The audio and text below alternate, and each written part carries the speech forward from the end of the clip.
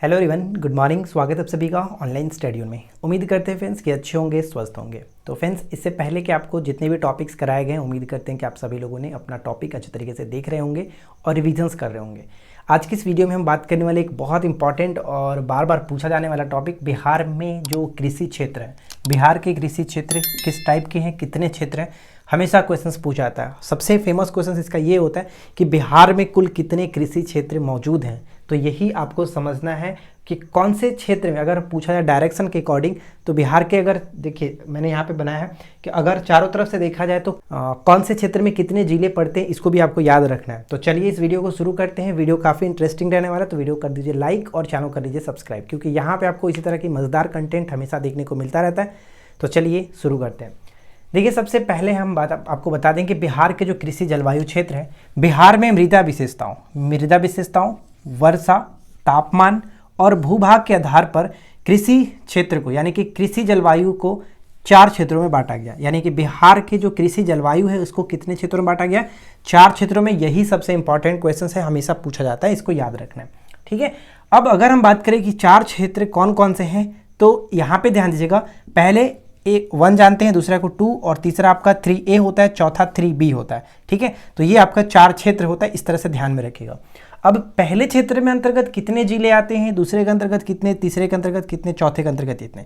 Total हम जानते हैं कि बिहार में 38 जिले हैं। तो यहीं पर 38 जिलों को बांटा गया है। किस तरह से आप यहाँ पे देखेंगे और अच्छे तरीके से ध्यान में रखेंगे।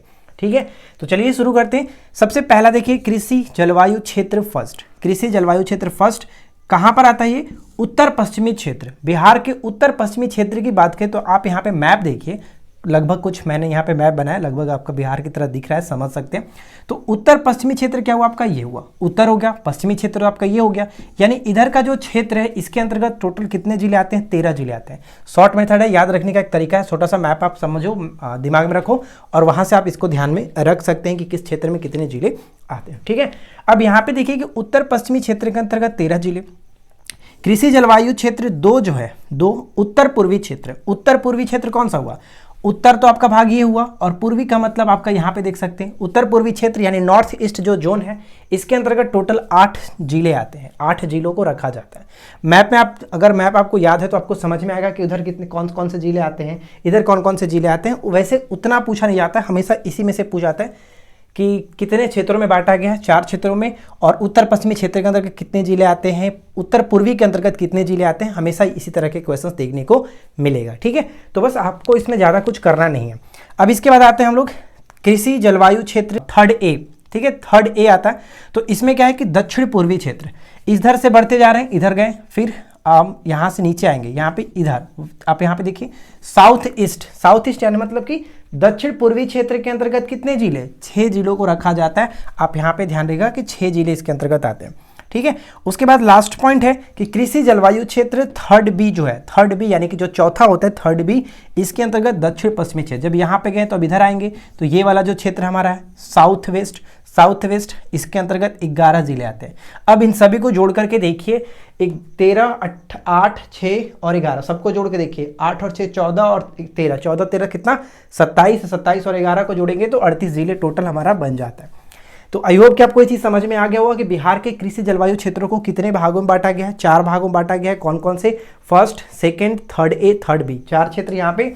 और सभी क्षेत्रों के जिलों आप यहाँ पे याद रख सकते हैं कि नॉर्थ वेस्ट जो होता है, यानी कि उत्तर पश्चिमी जो है, इसमें 13 जिले, उत्तर पूर्वी में अंतर्गत 8 जिले, दक्षिण पूर्वी के अंतर्गत 6 जिले और दक्षिण पश्चिम के अंतर्गत 11 जिले आते हैं। ये आपको याद रखना है। शॉर्ट मेथड हुआ, याद करने का एक छोटा सा तरीका हुआ।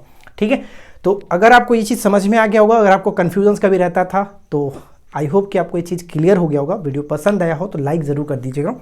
अब यहाँ पे एक प्रश्न और पूछा जा सकता है, जो कि हमेशा पूछा भी जाता है, कि जो बिहार का जलवायु है, इसका वर्गीकरण जो किया गया कोपेन के अनुसार, वो किस तरह का है? बिहार की जलवायु किस तरह की है? तो बिहार की जलवायु CWG के अंतर्गत रखा जाता है। CWG के अंतर्गत रखा जाता है। ठीक है, तो ये पॉइंट आपको याद रखना है। बिहार की अगर जलवायु पूछे, बिहार की जलवायु, तो CWG के अंतर्गत रखा जाता है।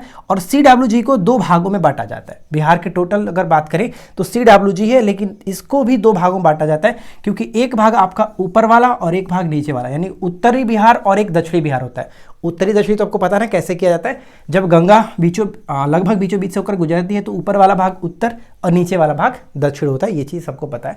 तो अब यहाँ पे देखिए जो उत्तर वाला भाग होता है यानी कि CWG के अंतर्गत जब दो भाग बांटते हैं तो CWA उत्तर बिहार का क्षेत्र, उत्तरी बिहार का जो क्षेत्र आता है इसके अंतर्गत जैसे अररिया हो गया, किशनगंज, पश्चिमी चंपारण, जो भी जिले ऊपर में आ रहे हैं वो हम कहेंगे कि ये किस प्रकार के जलवायु के अंतर्गत आते हैं, तो CWA के अंतर्गत।